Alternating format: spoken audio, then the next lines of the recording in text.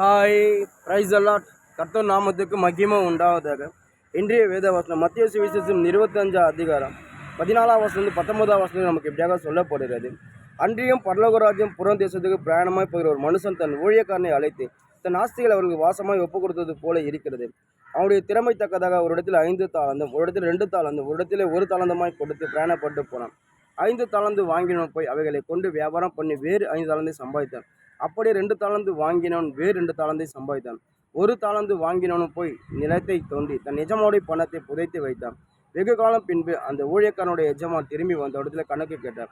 அதாவது ஒரு எஜமான் இருக்காரு. அந்த எஜமான் வந்து வெளி தேசத்துக்கு பயணப்பட்டு போகும்போது அந்த எஜமான் என்ன பண்ணா, அவங்களோட ஊழியக்காரை கூப்பிட்டு அந்த ஊழியக்காரர் திறமத்தக்கதை போல் ஒருத்தனுக்கு 5 தாளந்து, ஒருத்தன் 2 தாளந்து, ஒருத்தனுக்கு 1 தாளந்து கொடுத்துட்டு அந்த எஜமானது வந்து நீங்கள் இன்ட்ரெஸ்ட் பண்ணி பெருகுன்னு சொல்லிட்டு அந்த எஜமான் வந்து அந்த ஊழியக்காரத்தை அந்த அவங்க திறமத்தக்கமாக தாளந்து கொடுத்துட்டு அந்த எஜமான் வெளி தேசத்துக்கு போய்ட்டு ரொம்ப நாள் பிரயாணப்படுற எஜமான் திரும்பி வந்து அவங்க கிட்ட போய் கணக்கு கேட்குறான். அந்த ஊழியக்காரத்தை போய் கணக்கு கேட்கும்போது அந்த ஊழியக்காரர் சொல்கிறான், ஒருத்தர் 5 தாளந்து வாங்கினா அவனை சொல்கிறான், எஜமான் நீங்கள் 5 தாளந்து கொடுத்தீங்க, நான் 10 ஆகிட்டேன், அதை இன்ட்ரெஸ்ட் பண்ணி 10 ஆகிட்டு சொல்லும்போது உடனே அந்த எஜமான் சொல்கிறாரு, நல்லது, உண்மையான உத்தமான ஊழியக்காரன், நீ கொஞ்சத்தில் உண்மையான உன்னை பெரிய அதிகாரி அப்போ சொல்லி அவனை புகழ்றார். 2 தாளந்து வாங்கிட்டு போய் கேட்கும்போது அவனை சொல்கிறார், நீங்கள் 2 தாளந்து கொடுத்தீங்க எஜமானே, அதை 2 நான் இன்ட்ரெஸ்ட் பண்ணி 4 ஆக்கிட்டேன் சொல்லும்போது அவர் அதே போல் நல்லது, உண்மையான உத்தமான ஊழியக்காரன், நீ கொஞ்சத்தில் உண்மையான உன்னை பெரிய அதிகாரி அப்போ சொல்லி அவனை பார்த்து புகழ்றார். 1 தாளந்துகிட்ட போய் அந்த எஜமான் கேட்குமா, அவன் சொல்கிறான், நீங்கள் எஜமான் நீங்கள் 1 தாளந்து கொடுத்தீங்க, அதை நான் பயந்து நான் பொதிச்சு வச்சுட்டு சொல்லும்போது உடனே அந்த எஜமான் வந்து அவனை பார்த்து கடிந்து கொள்கிறான். நான் கொடுத்த தாளந்து நீங்கள் ஒன்றுமே பண்ண அப்படியே பொதிச்சு வச்சுட்டியே, சோம்பேறியே அப்படி சொல்லி அந்த அந்த அந்த ஊழியக்காரன் அந்த எஜமான் பார்த்து ரொம்ப கடிந்து கொள்கிறார்.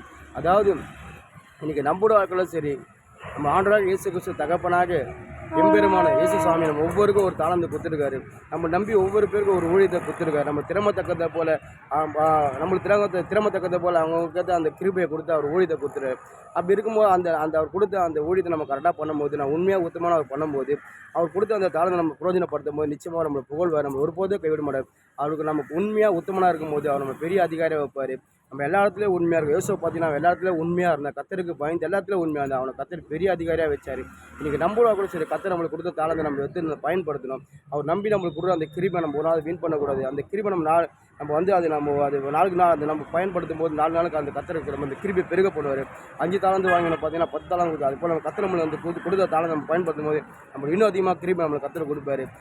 அவன் பாருங்கள் கொடுத்த தாளத்தை அவன் பதிச்சு வச்சு அவனுக்கு பார்த்து கத்தர் கடிந்து கொள்ளலாம். நம்மளுக்கும் சரி, கத்தர் நம்மளுக்கு கொடுத்த தாளத்தை நம்ம யூஸ் பண்ணும்போது கத்தர் நிச்சயமாக நம்மளை ஒருபோதும் கைவிட மாட்டார்.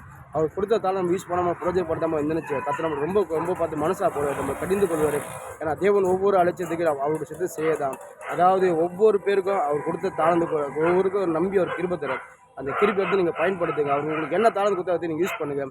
நிச்சயமாக கத்தர் உங்களை ஆசீர்வதிப்பார். அவர் கொடுத்த தாளந்தை நீங்கள் ஒரு நாள் வந்து பயப்படாதீங்க, பயந்து பொதிச்சு வைக்காதீங்க. பயப்படும் போது நிச்சயமாக நீங்கள் பயந்தீங்கன்னா நிச்சயமாக உங்களால் அந்த கிருபை உங்களால் பயன்படுத்த முடியாது. கத்தர் கொடுத்த கிருபை எடுத்து நீங்கள் பயன்படுத்துங்க.